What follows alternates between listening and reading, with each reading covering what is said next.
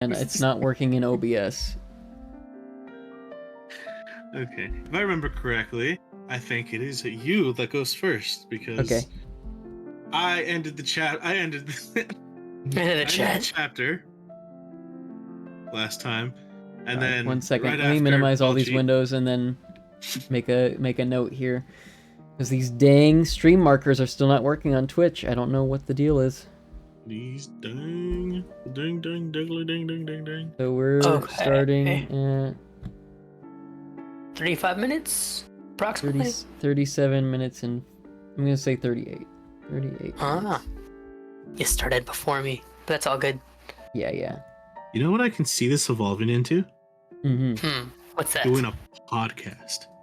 Yes. I feel like we have like that energy to keep going, like between all of us, because that's the one thing I've like done with other people. Like other people, like yeah, we just kind of like, But I feel like we have like it's just such nice back and forth that like it works because we just keep going. Like it's pretty casual. Yeah, it is. Okay, I think I remember what I was gonna say. So Victor, created the monster through his own ideology. Then he created something that learned from the world and also built its own ideology. And so their two ideologies are clashing against each other in similar ways. And so that's why there's so much clashing, I guess. Teen angst. They're I have a better way of explaining that. So it's more like his ideology came to life, literally, and he cannot just ignore it because it is a physical representation of taking his ideology too far. So it's just like he keeps showing up, even though he wants to suppress it. It's just like, no, like get away from me. It's just like you can't hide from this. You have to deal with what you've done. Yes. Which, in a way, is also scary because a lot of people don't like to take accountability for their actions. Yes. Yeah, it is the accountability bit. Yeah, I still can't fully explain it, but I think you're close there. Let's start. Chapter 1. Day after day, week after week, passed away on my return to Geneva, and I could not collect the courage to recommence my work. I feared the vengeance of the disappointed fiend, yet I was unable to overcome my repugnance to the task which was enjoined me. I found that I could not compose a female without again devoting several months to profound study and laborious disquisition. I had heard of some discoveries having been made by an English philosopher, the knowledge of which was material to my success, and I sometimes thought of obtaining my father's consent to visit England for this purpose. But I clung to every pretense of delay and could not resolve to interrupt my returning tranquility. My health, which had hitherto declined, was now much restored, and my spirits, when unchecked by the memory of my unhappy promise, rose proportionally. My father saw this change with pleasure, and he turned his thoughts towards the best method of eradicating the remains of my melancholy, which every now and then would return by fits, and with a devouring blackness overcast the approaching sunshine. At these moments I took refuge in the most perfect solitude. I passed whole days on the lake alone in a little boat, watching the clouds, and listening to the rippling of the waves, silent and listless, but the fresh air and bright sun seldom failed to restore me to some degree of composure, and on my return I met the salutations of my friends with a readier smile and a more cheerful heart. It was after my return. Oh, I was gonna say, very, very nice first paragraph. Thank you. It was after my return from one of these rambles that my father, calling me aside, thus addressed me. I am happy to remark, my dear son, that you have resumed your former pleasures and seem to be returning to yourself. And yet you are still unhappy, and still avoid our society. For some time I was lost in conjecture as to the cause of this. But yesterday an idea struck me, and if it is well-founded, I conjure you to avow it. Reserve on such a point would be not only useless, but draw down treble misery. Is that supposed to be terrible? No. No trouble, misery. Oh, no. Draw down treble misery on us all. I trembled violently at this exordium, and my father continued. I confess, my son, I have always looked forward to your marriage with your cousin as the tie of our domestic comfort and the stay of my declining years. You were attached to each other from your earliest infancy. You studied together and appeared, in dispositions and tastes, entirely suited to one another. But so blind is the experience of man that what I conceive to be the best assistance to my plan may have entirely destroyed it. You, perhaps, regard her as your sister, without any wish that she might become your wife. Nay, you may have met with another whom you may love, and considering yourself as bound in honor to her cousin, the struggle may occasion the poignant misery which you appear to feel. Alright. Let's do it. My dear father, reassure yourself. I love my cousin tenderly and sincerely. I never saw any woman who excited, as Elizabeth does, my warmest admiration and affection. My future hopes and prospects are entirely bound up in the expectation of our union. The expression of your sentiments on the subject, my dear Victor, gives me more pleasure than I have for some time experienced. If you feel thus, we shall assuredly be happy. However, present events may cast a gloom over us. But it is this gloom, which appears to have taken so strong a hold of your mind, that I wish to dissipate. Tell me, therefore, whether you object to an immediate solemnization of the marriage. We have been unfortunate, and recent events have drawn us from that everyday tranquility befitting my years and infirmities. You are younger, yet I do not suppose, possessed as you are of a competent fortune, that an early marriage would at all interfere with any future plans of honor and unity that you may have formed.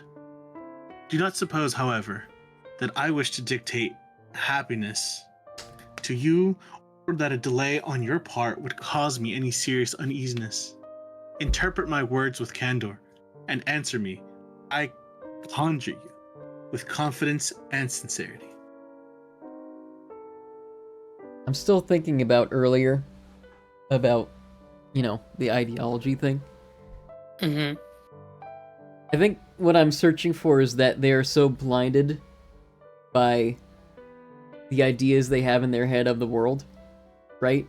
And their expectations of it, that it has caused this, disconcert, right? And I think that's what I'm kind of trying to drive at, right? Is that their ideologies are so blindsided by how the rest of the world works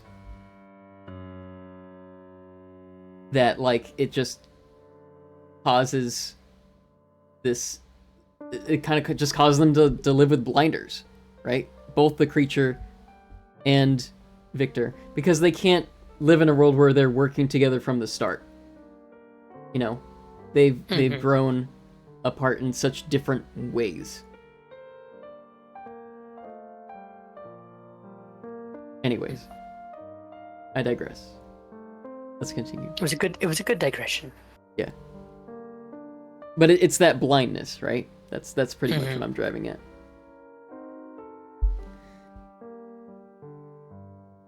I listened to my father in silence and remained for some time incapable of offering any reply.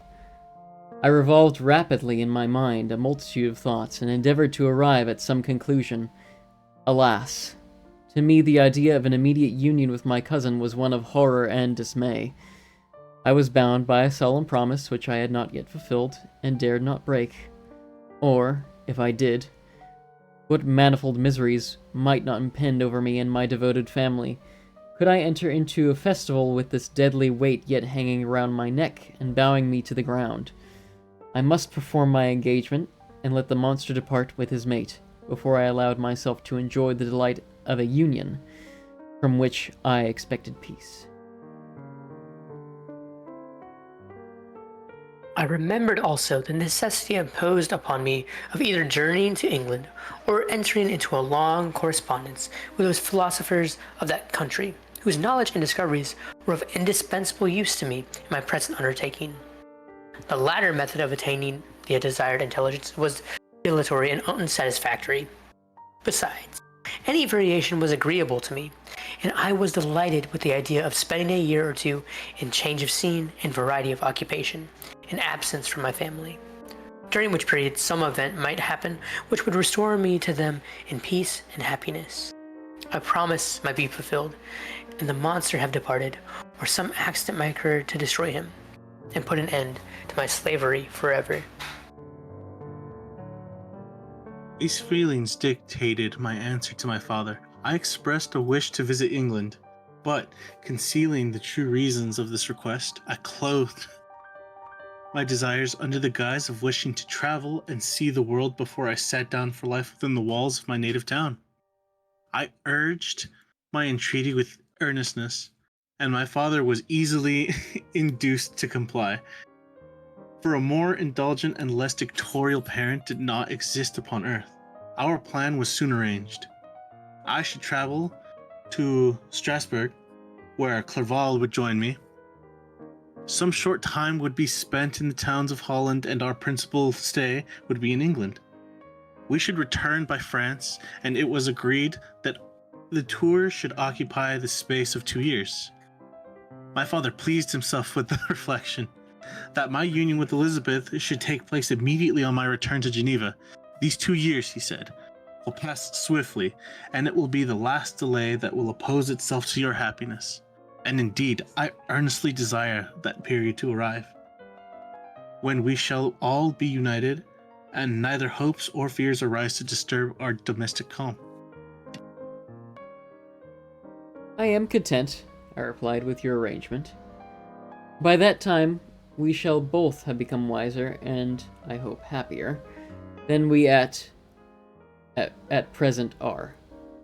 I sighed. But my father kindly forbore to question me further concerning the cause of my dejection. He hoped that new scenes and the amusement of traveling would restore my tranquility. I now made arrangements for my journey, but one feeling haunted me, which filled me with fear and agitation. During my absence, I should leave my friends unconscious of their existence of their enemy, and unprotected from his attacks, exasperated as he might be by my departure. But he had promised to follow me wherever I might go, and would he not accompany me to England? This imagination was dreadful in itself, but soothing inasmuch as it supposed the safety of my friends. I was agonized with the idea of the possibility that the reverse of this might happen, but through the whole period during which I was the slave of my creature, I allowed myself to be governed by the impulses of the moment, and my present sensations strongly intimated that the fiend would follow me and exempt my family from the danger of his machinations. It was in the latter end of August that I departed, to pass 2 years of exile. Elizabeth approved of the reasons of my departure, and only regretted that she had not the same opportunities of enlarging her experience and cultivating her understanding. She wept, however, as she bade me farewell, and entreated me to return happy and tranquil. "We all," she said, "depend upon you, and if you are miserable, what must be our feelings?" I threw myself into the carriage that was to convey me away, hardly knowing whither I was going, and careless of what was passing around. I remembered only, and it was with a bitter anguish that I reflected on it, to order that my chemical instruments should be packed to go with me, for I resolved to fulfill my promise while abroad, and return, if possible, a free man. Filled with dreary imaginations, I passed through many beautiful and majestic scenes, but my eyes were fixed and unobserving. I could only think of the bourne of my travels and the work which was to occupy me whilst they endured. After some days spent in listless indolence, during which I traversed many leagues, I arrived at Strasbourg, where I waited 2 days for Clerval. He came. Alas, how great alas, how great was the contrast between us. He was alive to every new scene, joyful when he saw the beauties of the setting sun, and more happy when he beheld it rise and recommence a new day. He pointed out to me the shifting colors of the landscape and the appearances of the sky. This is what it is to live, he cried. Now I enjoy existence, but you, my dear Frankenstein, wherefore are you desponding and sorrowful? In truth, I was occupied by gloomy thoughts, and neither saw the descent of the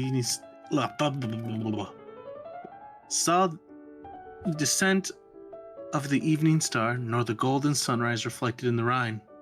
And you, my friend, would be far more amused with the journal of Clerval, who observed the scenery with an eye of feeling and delight, than to listen to my reflections. I, a miserable wretch, haunted by a curse that shut up every avenue of enjoyment.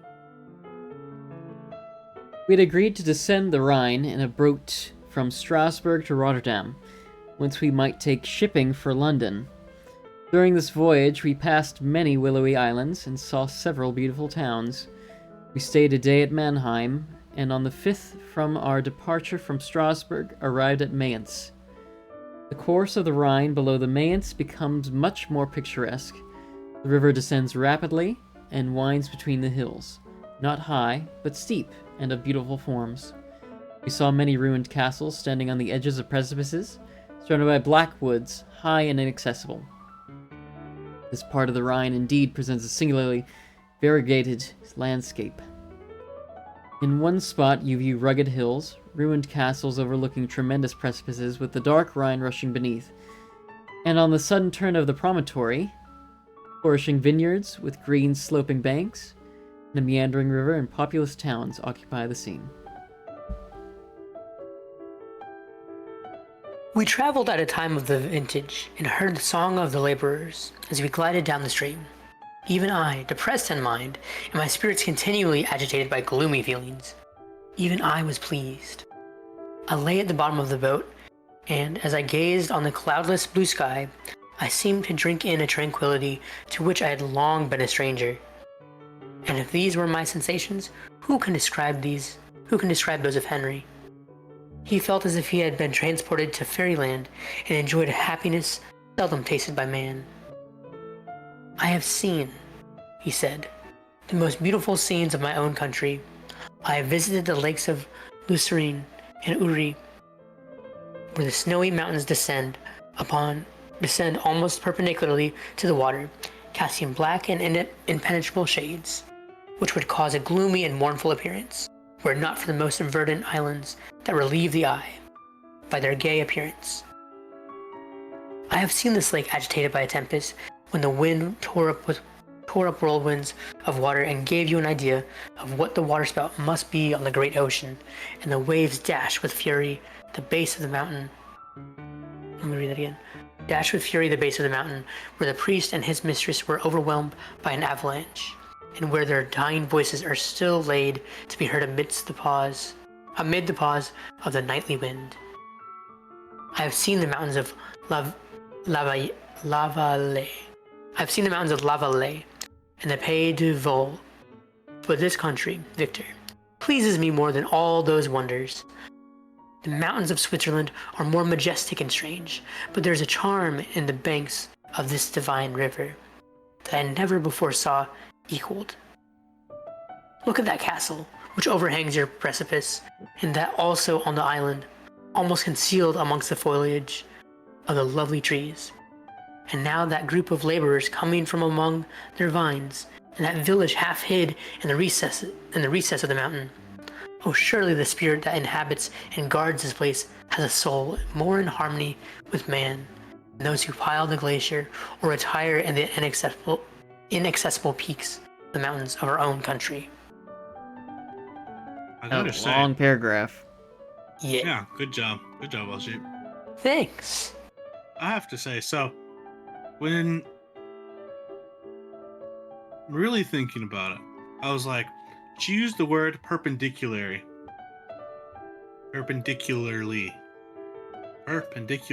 right? Mm-hmm. And I was like, 1818. They already had the concept of something being perpendicular, and that really got me wondering. So I googled it. So the first use of perpendicular was 1570. A good 300. So the concept of something being perpendicular was first used in 1570. I would have However, to assume it would have been like during Copernicus's time, right? yeah. Mm-hmm. And then before then, about the year 1400, perpendicular was the name of the concept.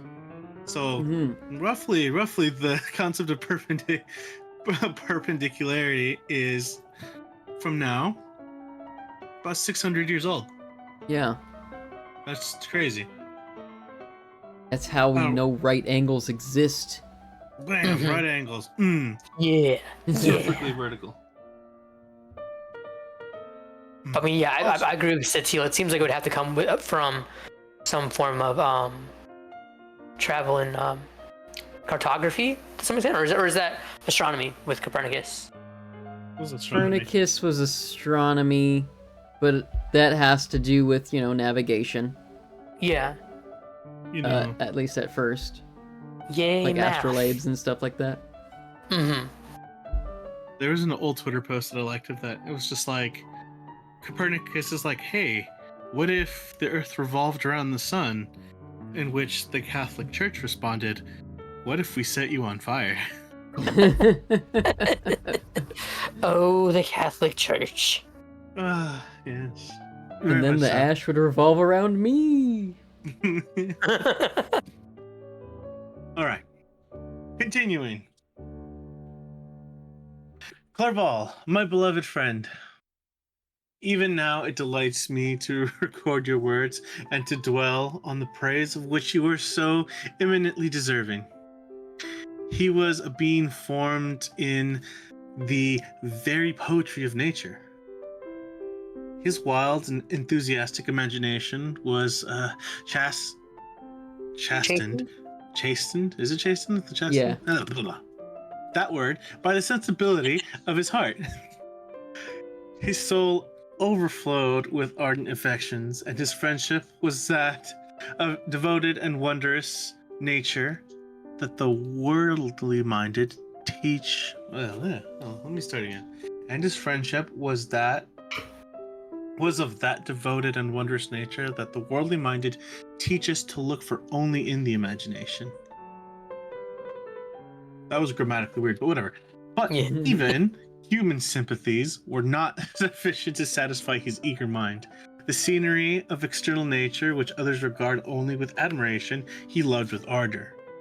The sounding cataract haunted him like a passion, the tall rock, the mountain, and the deep and gloomy wood. Their colors and their forms were then to him an appetite, feeling, and a love that had no need of a remoter charm, by thought supplied, or any interest unborrowed from the eye. And where does he now exist? Is this gentle and lovely being lost forever? Has this mind so replete with ideas, imaginations, fanciful and magnificent, which formed a world whose existence depended on the life of its creator? Has this mind perished? Does it now only exist in my memory? No, it is not thus. Your form, so divinely wrought and beaming with beauty, has decayed, but your spirit still visits and consoles your unhappy friend. What is he addressing right now? Like... the mountains? Nature? He's talking about Clerval, right? Mm-hmm. Is he implying, like... I don't know. It's weird. So what do you think he's implying, though? Where does he now exist? Is this gentle and lovely being lost forever? I guess I feel like it's he's foreshadowing something's gonna happen with Clerval. So this is kind of like an aside within the text, or aside within the story as he's telling it to the man on the ship. I'm gonna continue and finish out this chapter.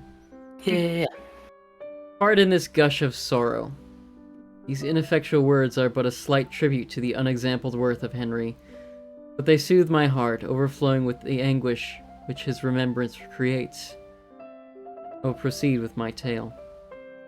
Beyond Cologne, we descended to the plains of Holland, and we resolved to post the remainder of our way, for the wind was contrary, and the stream of the river was too gentle to aid us. Our journey here lost the interest arising from beautiful scenery, but we arrived in a few days at Rotterdam, whence we proceeded by sea to England. It was on a clear morning, in the latter days of December, that I first saw the white cliffs of Britain. The banks of the Thames presented a new scene. They were flat but fertile, and almost every town was marked by the remembrance of some story. I saw Tilbury Fort. I remembered the Spanish Armada, Gravesend, Woolwich, and Greenwich, places which I had heard of even in my country. At length we saw the numerous steeples of London, St. Paul's towering above all, and the tower famed in English history.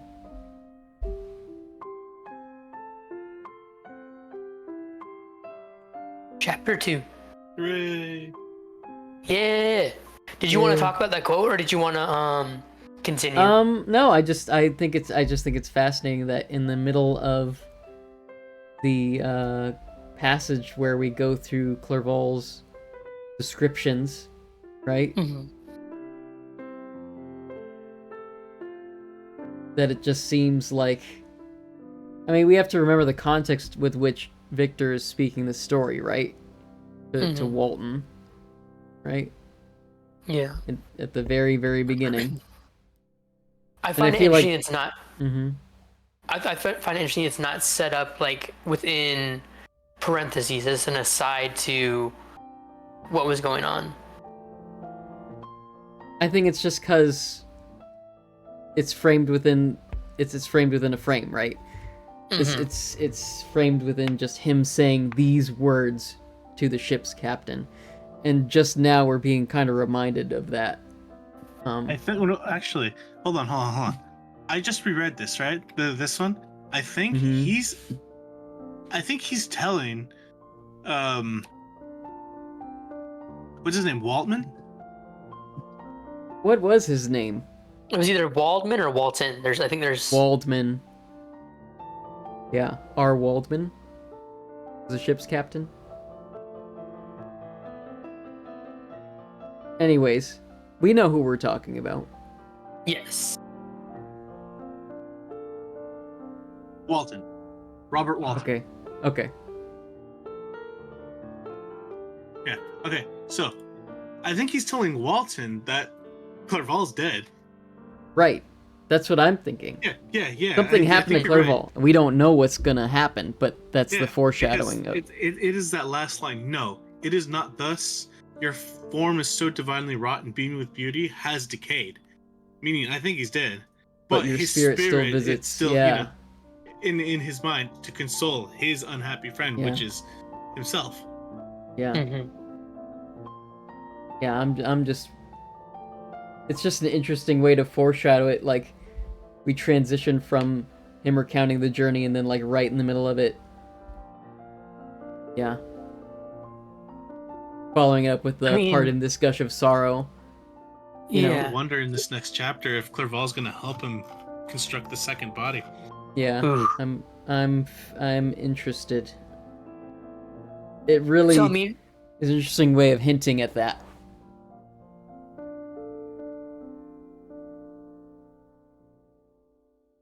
So I wonder if, like, just recalling the landscape itself, because of just the sheer beauty of it, just made him think of the beauty of his friend. Just the just tied. I don't just or maybe that the landscape specifically is just tied so closely to Clerval for him. I mean, that specific area in this region is where he's gonna meet his end. Right. So maybe that could be it too. And it's actually Victor recounting what Clerval has to say about scenery. Yeah, it's fascinating. Let's go on. Chapter 2. London was our present point of interest, London was our present point of rest.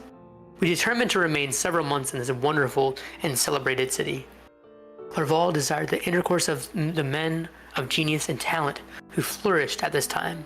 This was with me a secondary object. I was principally occupied with the means of obtaining the information necessary for the completion of my promise, and quickly availed myself of the letters of introduction that I had brought with me, addressed to the most distinguished natural philosophers. I'm just gonna cut in here and just say what a Clerval desired the intercourse of the men. I tried not to read it like that. If that's what he likes, though, I mean, that's Clerval's that is choice, definitely his prerogative.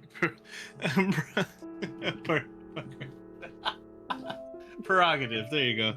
Progressive prerogative. There you go. All right. That was funny, just rearrange the words, but okay, keep going. I'm sorry. If this journey had taken place during my days of study and happiness, it would have afforded me inexpressible pleasure. But a blight had come over my existence, and I only visited these people for the sake of the information they might give me on the subject in which my interest was so terribly profound. Company was irksome to me. When alone, I could fill my mind with the sights of heaven and earth. The voice of Henry soothed me, and I could thus cheat myself into a transitory peace. But busy, uninteresting, joyous faces brought back despair to my heart. I saw an insurmountable barrier placed between me and my fellow men. This barrier was sealed with the blood of William and Justine, and to reflect on the events connected with those names filled my soul with anguish. But in Clerval, I saw the image of my former self. He was inquisitive and anxious to gain experience and instruction. The difference of manners which he observed was to him an inexhaustible source of instruction and amusement. He was forever busy, and the only check to his enjoyments was my sorrowful and dejected mind. Mine. I'm gonna say mine. It's German. Yeah. Mine. No, it's Mien. Is it Mien? Mien? Yeah. Okay. Mien. I tried to conceal this as much as possible, that I might not debar him from the pleasures natural to one who was entering on a new scene of life, undisturbed by any care or bitter recollection.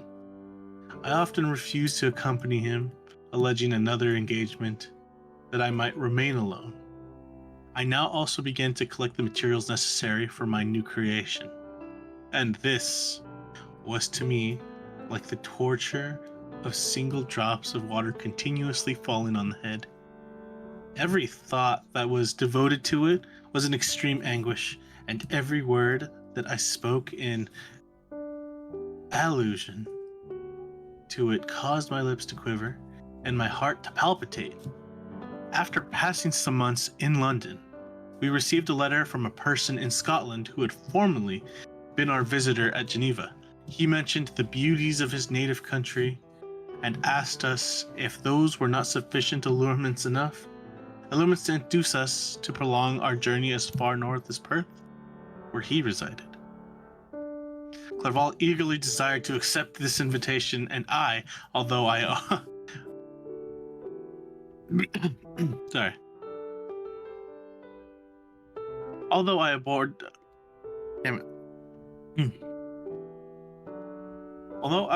abhorred Dang it.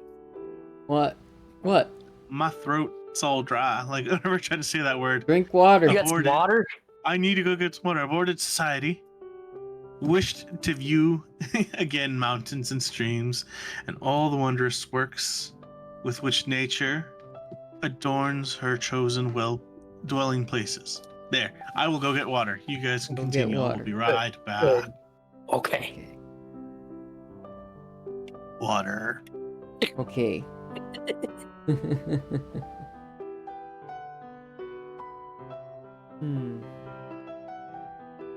We had arrived in England at the beginning of October, and it was now February. We accordingly determined to commence our journey towards the north at the expiration of another month. In this expedition, we did not intend to follow the great road to Edinburgh. That's how you pronounce it. I remember. In this expedition, we did not intend to follow the great road toward Edinburgh, but to visit Windsor, Oxford, Matlock, and the Cumberland Lakes, resolving to arrive at the completion of this tour about the end of July. Packed my chemical instruments and the materials I had collected, resolving to finish my labors in some obscure nook in the northern highlands of Scotland.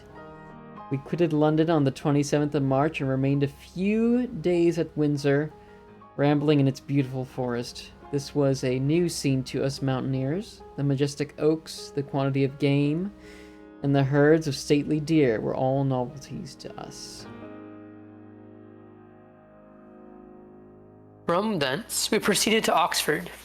As we entered the city, our minds were filled with the remembrance of the events that had been transacted there more than a century and a half before.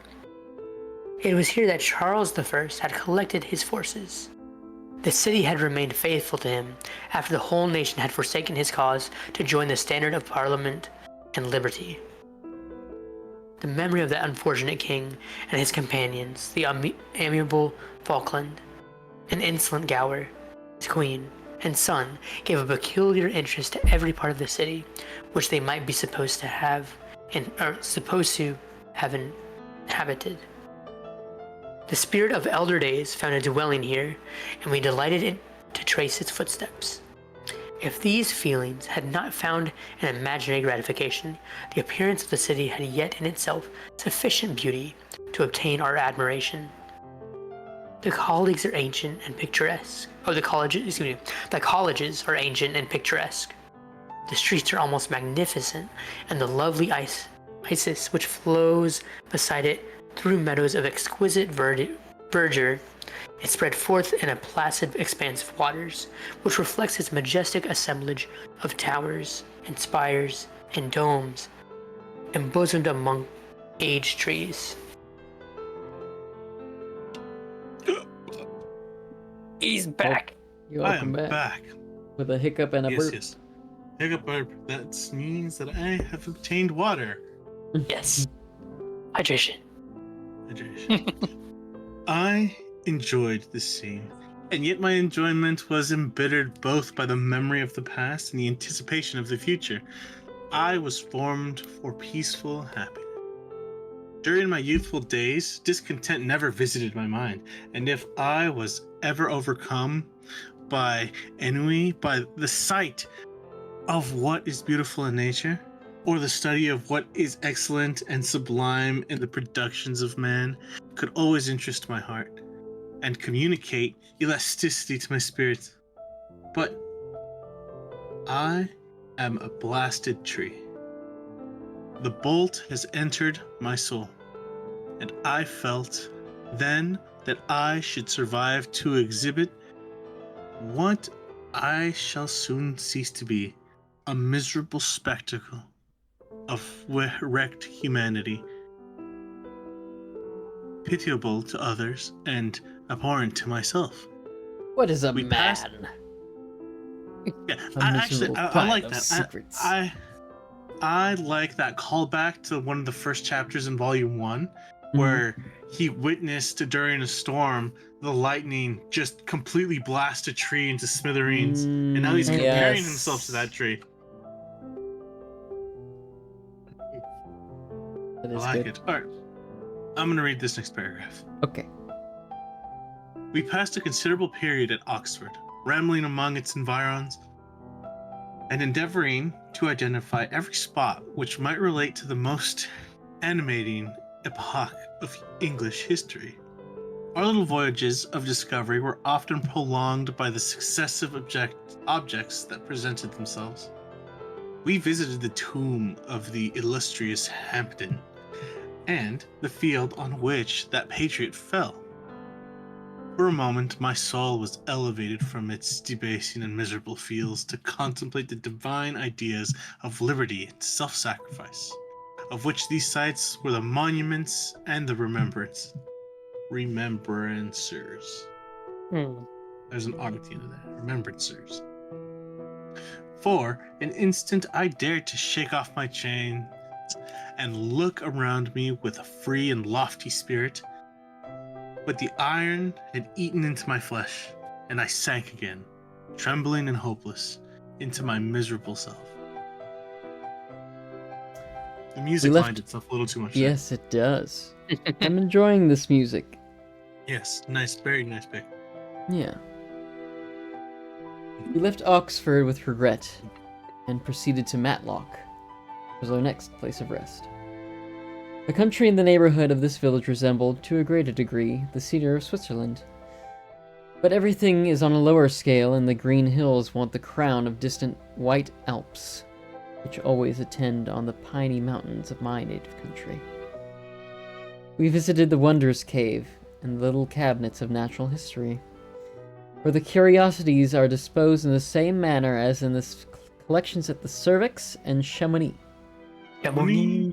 Is it Cerveau? Cerveau and Chamonix? Cerveau and Chamonix. I don't know if it'd be Cerveau, but I feel like EAUX is O. I don't know if EOX is. I'm gonna Google it right now. Okay. Yeah. Cervox. Cervox. Where the curiosities are disposed in the same manner as in the collections at Cervox and Chamonix. The latter name made me tremble when pronounced by Henry, and I hastened to quit Matlock, with which that terrible scene was thus associated. From Derby, still journeying northward, we passed 2 months in Cumberland and Westmoreland. I could almost now fancy myself among the Swiss mountains. The little patches of snow which yet lingered on the northern sides of the mountains and lakes, and the dashing of the rocky streams were all familiar and dear sights to me. How are these people able to take such long time to hang out? I guess travel takes a lot longer though in this time, right? Mm-hmm. And so I guess there's more like allotment for time to be able to do that then. Yeah. Maybe it was cheaper too. That's true. But yeah, there's a lot of travel time. You know, horse and buggy. Mm-hmm. Horsing around. Yeah. Here also we made some acquaintances who almost contrived to cheat me into happiness. The delight of Clerval was proportionably greater than mine. His mind expanded in the company of men of talent, and he found his own nature greater capacities and resources than he could have imagined himself to possess while he associated with his inferiors. I could pass my life here, said he to me, and among these mountains I should scarcely regret Switzerland and the Rhine. It is Cerveau. Aha! Cerveau. Ah. Learned something new today. Yes, quite. Can you...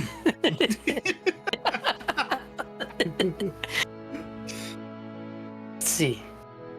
But he found that a traveler's life is one that includes much pain amidst its enjoyments.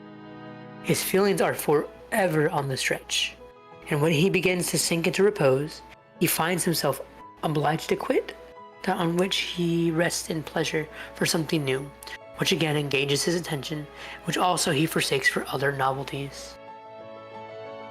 We had scarcely visited the various lakes of Cumberland and Westmoreland, and conceived an affection for some of the inhabitants, when the period of our appointment with our Scotch friend approached, and we left them to travel on. For my own part, I was not sorry. I had now neglected my promise for some time, and I feared the effects of the demon's disappointment. He might remain in Switzerland and wreak his vengeance on my relatives.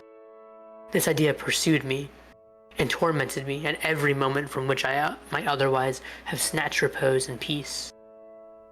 I waited for my letters with feverish impatience. If they were delayed, I was miserable and overcome by 1,000 fears, and when they arrived, and I saw the superscription of Elizabeth or my father, I hardly dared to read and ascertain my fate. Sometimes I thought that the fiend followed me, and might expedite my remissness by murdering my companion. When these thoughts possessed me, I would not quit Henry for a moment, but followed him as his shadow, to protect him from the fancied rage of his devourer. Of his destroyer. Don't know why I said that. Because I felt he's as if delicious. What is that? You got, yeah. I was gonna say your autocorrect just kind of. Yeah. Okay, let me read that sentence again. So, when these thoughts possessed me, I would not quit Henry for a moment, but followed him as his shadow to protect him from the fancied rage of his destroyer.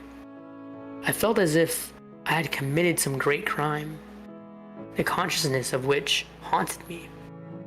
I was guiltless, but had indeed drawn down a horrible curse upon my head, as mortal as that of crime.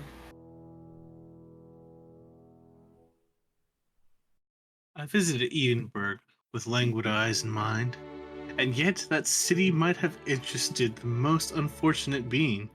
Clerval did not like it so well as Oxford, for the antiquity of the latter city was more pleasing to him. But the beauty and regularity of the new town of Edinburgh, its romantic castle and its environs, the most delightful in the world. Arthur's Seat, St. Bernard's Well, and the Pentland Hills compensated him for the change and filled him with cheerfulness and admiration. But I was impatient to arrive at the termination of my journey. We left Edinburgh in a week, passing through Cupar, St. Andrews, and along the banks of the Tay to Perth, where our friend expected us. But I was in no mood to laugh and talk with strangers, or enter into their feelings or plans with the good humor expected from a guest, and accordingly I told Clerval that I wished to make the tour of Scotland alone. Do you, I said, enjoy yourself and let this be our rendezvous. I may be absent for a month or two, but do not interfere with my motions. I entreat you, leave me to peace and solitude for a short time, and when I return, I hope it will be with a lighter heart, more congenial to your own temper.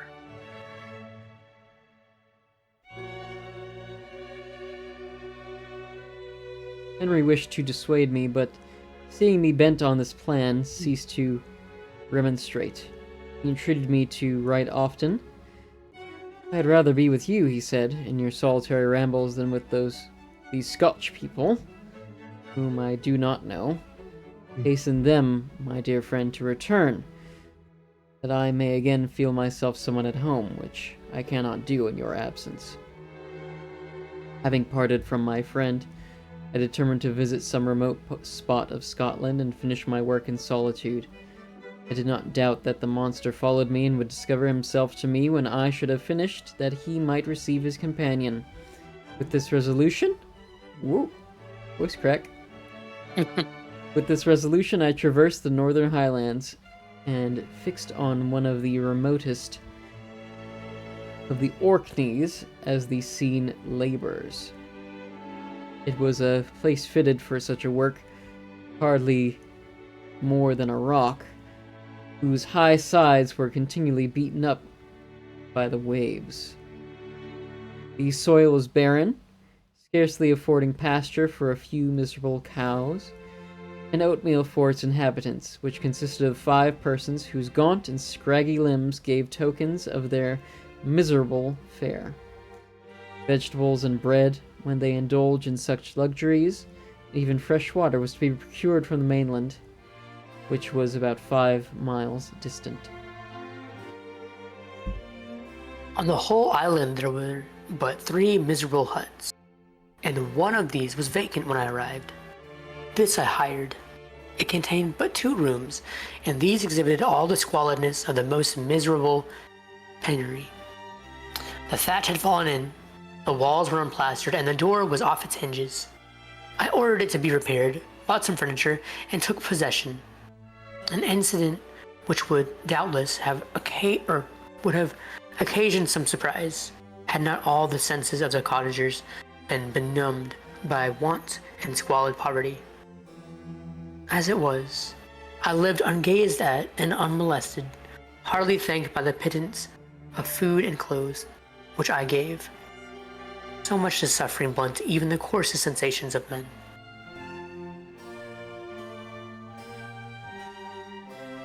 In this retreat, I devoted the morning to labor, but in the evening, when the weather permitted, I walked on the stony beach of the sea to listen to the waves as they roared and dashed at my feet.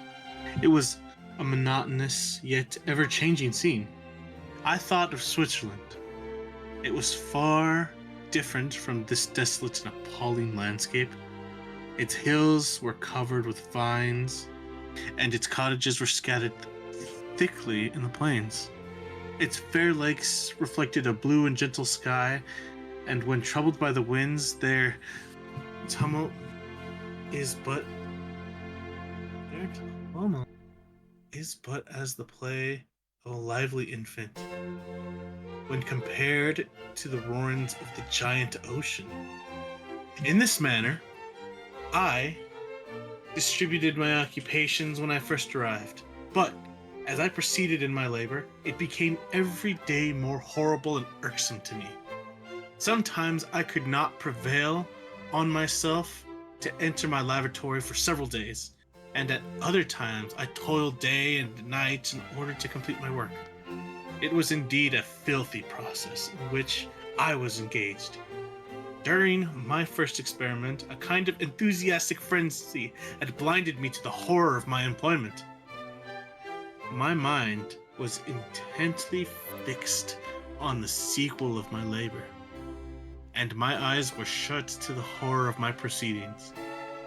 But now I went to it in cold blood, and my heart often sickened at the work of my hands. Thus situated, employed in the most detestable occupation, immersed in a solitude where nothing could for an instant call my attention from the actual scene in which I was engaged, my spirits became unequal. I grew restless and nervous. Every moment I feared to meet my persecutor. Sometimes I sat with my eyes fixed on the ground, fearing to raise them lest they should encounter the object which I so much dreaded to behold. I feared to wander from the sight of my fellow creatures, lest when alone he should come to claim his companion. In the meantime I worked on, and my labor was already considerably advanced. I looked towards its completion with a tremulous and eager hope, which I dared not trust myself to question, but which was intermixed with obscure forebodings of evil that made my heart sicken in my bosom. I have a question. Yes. While he was, like, traveling with Clerval, he mentioned he's, like, gathering materials for this. I feel it's not body parts, right? Like, it couldn't be. It's really hard to hide rotting body parts. What's in that your smell? luggage. Right? It's the cheese we picked up in Germany. I think it's going bad. I feel like the science that, you know, is presented in, like, you know, film adaptations of this kind of story is different than we know it, right? Because, like, it's still taking from those old masters of alchemy, right?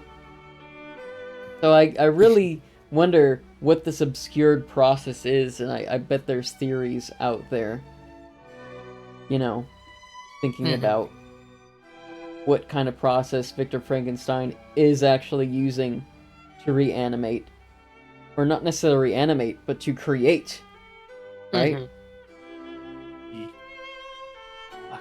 we want to think about it as a reanimated corpse, but I really think he's actually creating life, right? So he's doing like a whole equivalent exchange kind of thing.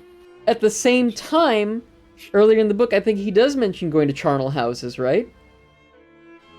I think he does, yeah. Yeah. So maybe it is body parts.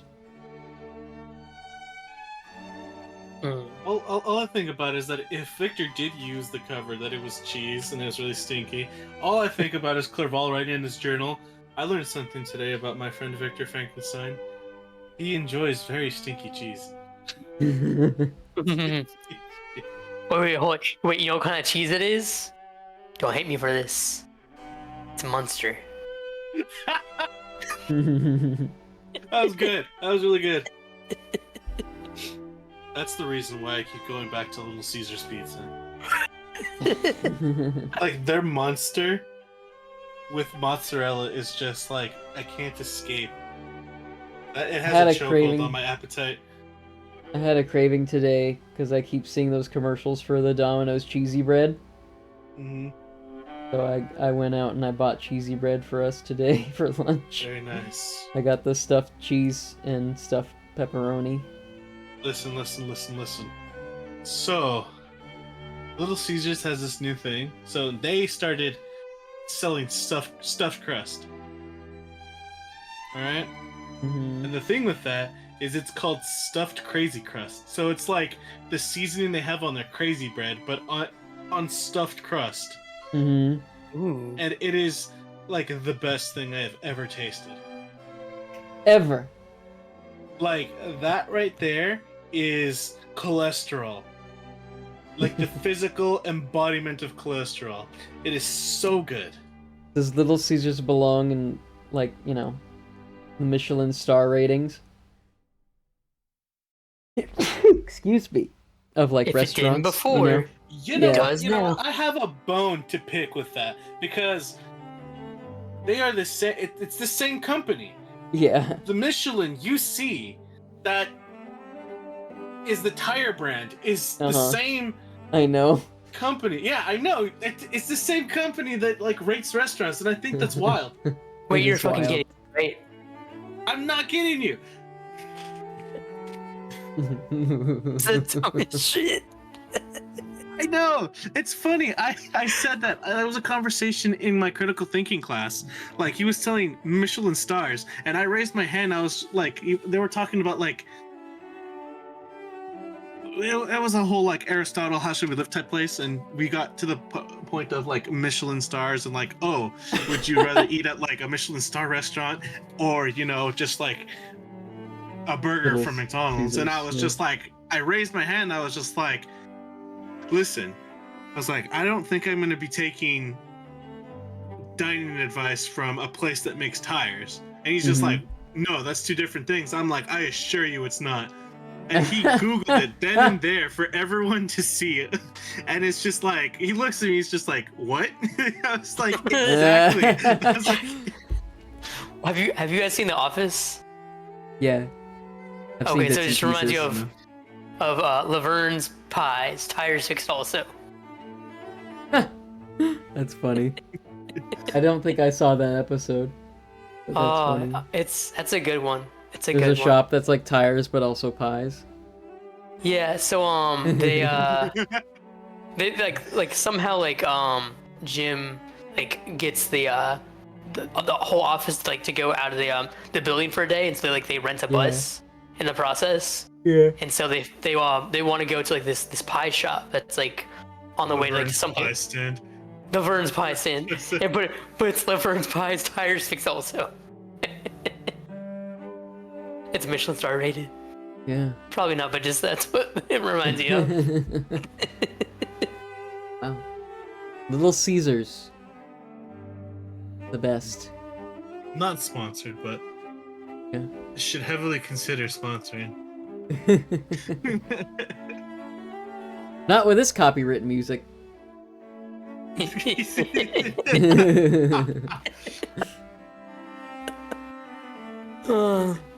We're on our own with that.